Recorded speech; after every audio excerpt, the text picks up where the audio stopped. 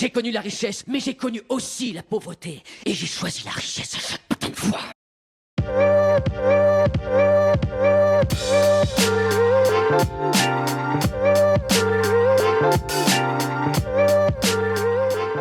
Et bonsoir à tous, bienvenue de nouveau sur la chaîne de l'Examen Crypto. Nous sommes le mercredi 11 décembre 2024, 17h49.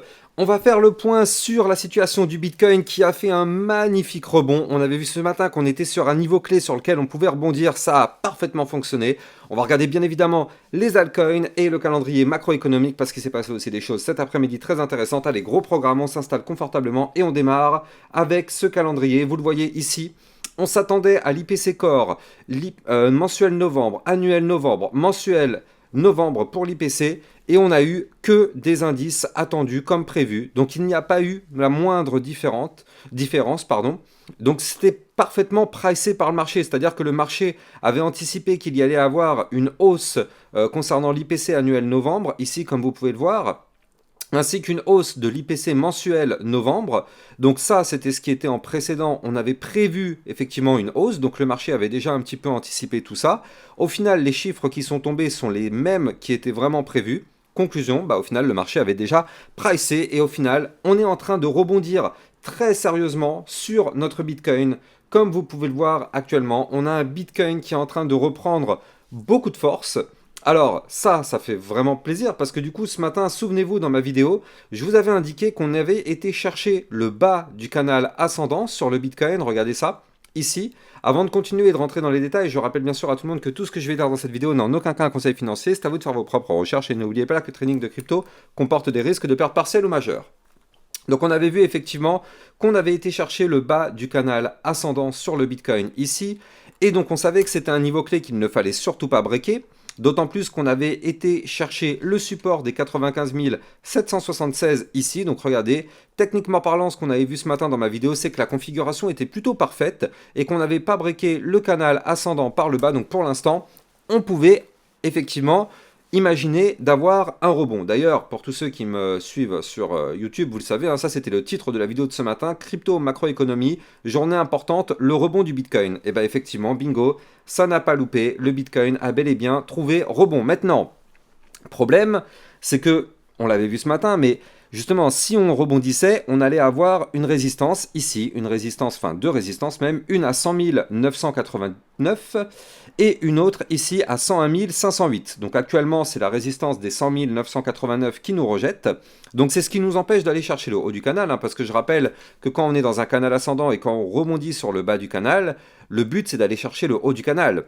Donc là, pour l'instant, malheureusement, la résistance que je vous ai donnée nous empêche d'aller chercher le haut du canal. Bon, c'est pas grave, disons que on s'éloigne de la zone de danger qui se trouve ici, je le rappelle, en bas de canal, zone de danger à 96 710, on s'en éloigne complètement, et regardez, on avait vu ce matin qu'il y avait une résistance qu'il fallait faire sauter si on voulait faire péter le bouchon de champagne. Cette résistance, c'était les 98 018, ici, vous le voyez. Et donc là, à partir du moment où on a pété la résistance, bien évidemment, le Bitcoin se met à décoller. Donc là, maintenant, la zone des 100 989 est la prochaine zone à abattre. Donc là, d'ailleurs, même on a deux zones importantes. Non seulement il y a celle-ci, et regardez, la mèche qu'on a fait, eh bien au final, on a été chercher la TH, regardez. Enfin, pas la TH, mais pardon, en termes de clôture, on a été chercher la TH des clôtures. C'est fou comment le marché, il a une mémoire. On a été chercher les 101 205, ça correspond à la dernière plus haute clôture de bougie. C'est incroyable, vraiment chirurgical ce Bitcoin. Donc là, pour l'instant, pas de souci particulier, notre Bitcoin rebondit, donc du coup c'est parfait. Et donc si on se met dans une vision un peu plus court terme, regardez, le Bitcoin a fait exactement ce qu'on voulait voir. C'est-à-dire qu'on était sous une ligne de tendance baissière. Vous le voyez, ce trait bleu qui est là, c'est la ligne de tendance baissière. Et donc, il fallait impérativement casser cette ligne par le haut si on voulait reprendre de la force.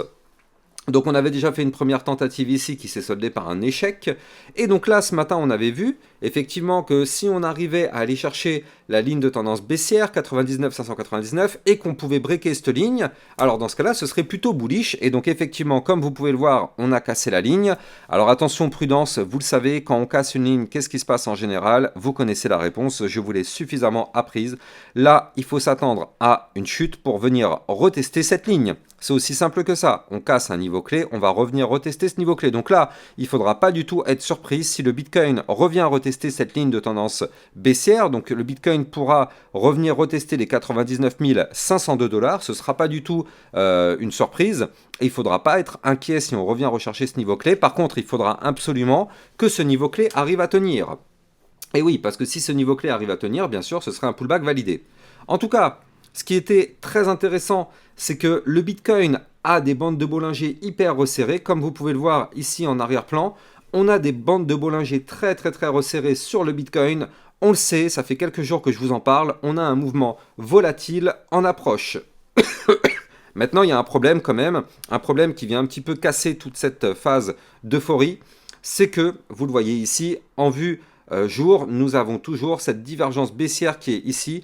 Le Bitcoin dans une phase haussière, là, du côté du RSI, on est dans une phase baissière.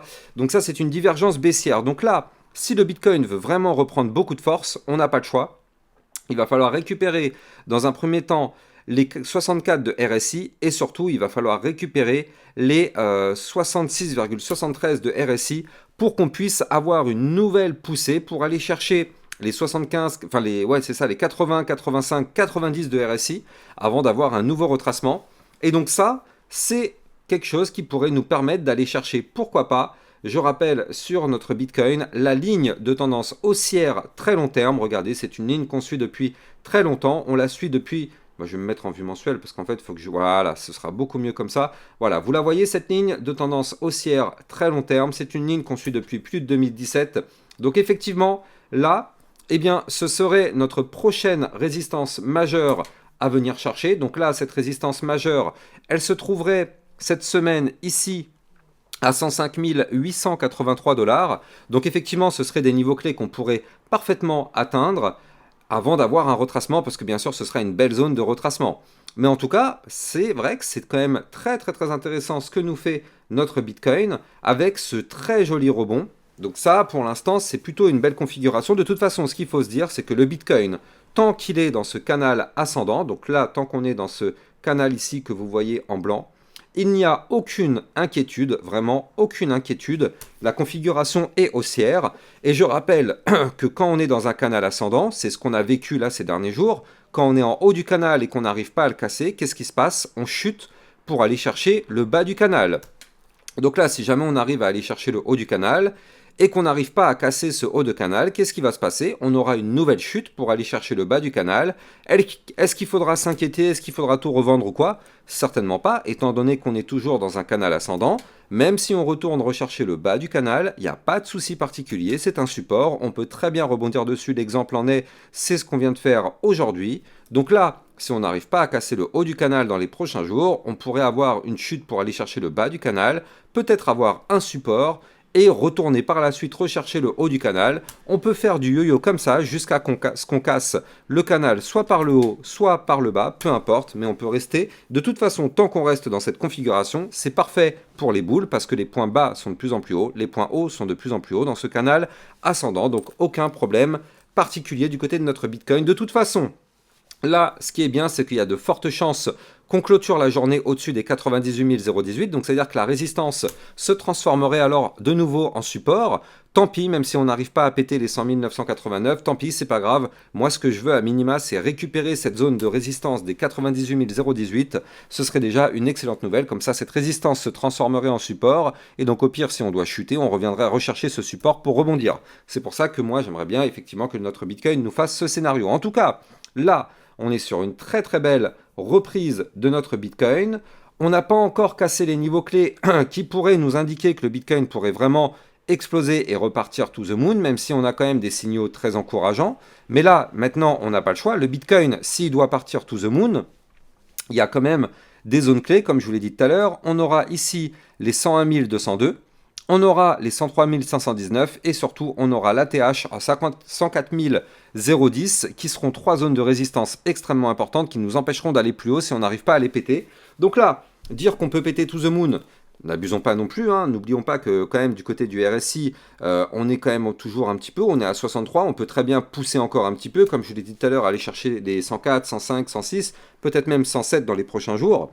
Mais n'oublions pas que là, du côté du RSI, on est toujours très très haut. Et plus on va se rapprocher de la zone des 80-90, plus on sera sujet à un retracement. Donc là, vous l'avez compris, hein, là, on peut avoir un nouveau mouvement haussier, mais il faudra quand même se méfier. Maintenant, les bandes de Bollinger sont quand même très très très resserrées.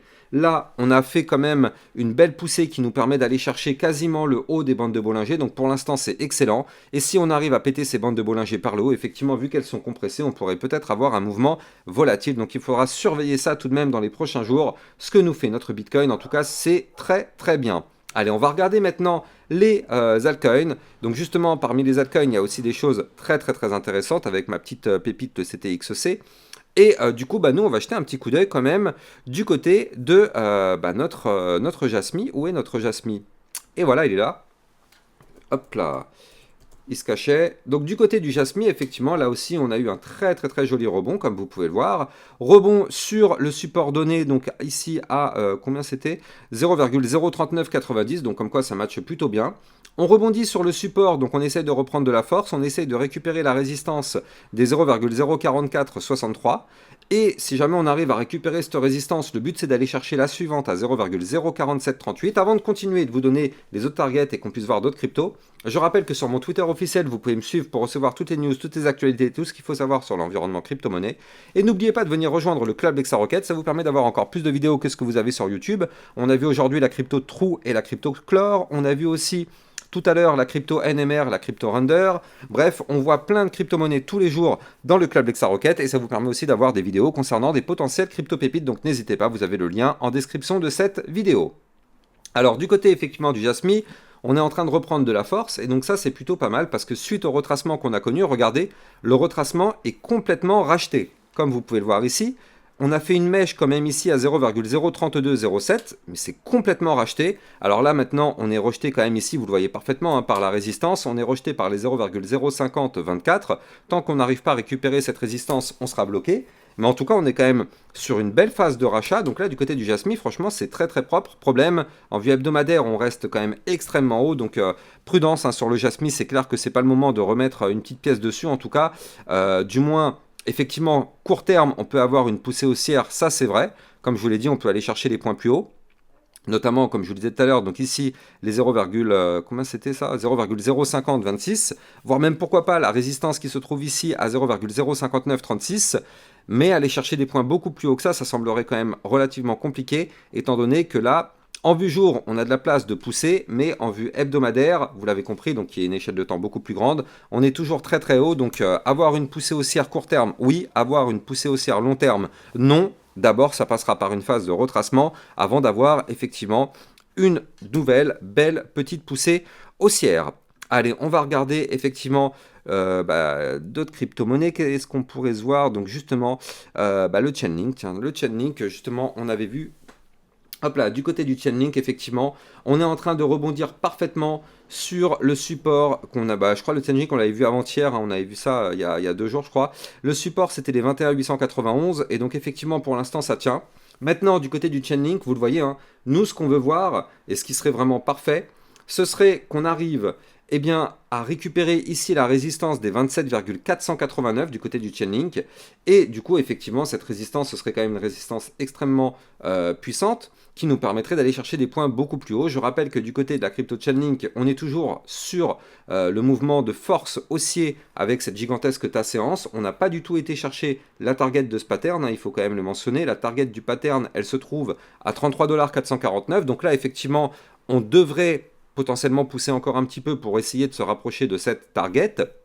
Maintenant, pour nous, ce qu'il faut se dire, c'est que là, il va falloir breaker un niveau clé. Ce niveau clé, ça va être la zone des 27,489 parce que ça correspond justement au dernier point haut formé. Or, si on arrive à péter le dernier point haut formé, vous l'avez compris, on pourrait former alors une très jolie tasse-séance, pardon, pas une tasse-séance, mais une très jolie anse qui nous permettrait d'aller chercher des points encore plus hauts. Donc là, du côté du Chainlink, effectivement, C'est plutôt pas mal ce qu'on est en train de faire, même s'il faut le noter là aussi, attention, en vue hebdomadaire, on est toujours dans la boîte de retracement, donc prudence extrême en vue long terme. Donc je rappelle pour toutes ces cryptos-là qui sont en vue hebdomadaire dans un RSI entre les 70 et 90, grosse prudence, ça veut dire quoi? Ça veut dire qu'en vue court terme on peut pousser, ça veut dire qu'en vue long terme on risque d'avoir un retracement avant d'aller chercher des points encore plus hauts. C'est ça que nous signifie effectivement cette zone de retracement RSI hebdomadaire comprise entre les 70 et les 90. En tout cas, n'oubliez pas de vous abonner à la chaîne YouTube pour recevoir tous les jours 3 vidéos par jour sur le Bitcoin et les altcoins. Et n'oubliez pas aussi de liker, commenter, partager. Vous le savez, c'est ça qui participe grandement au référencement de ma chaîne YouTube. J'ai plus qu'à vous souhaiter une excellente fin de journée. Je vous donne rendez-vous demain matin à 8h. Ciao, ciao!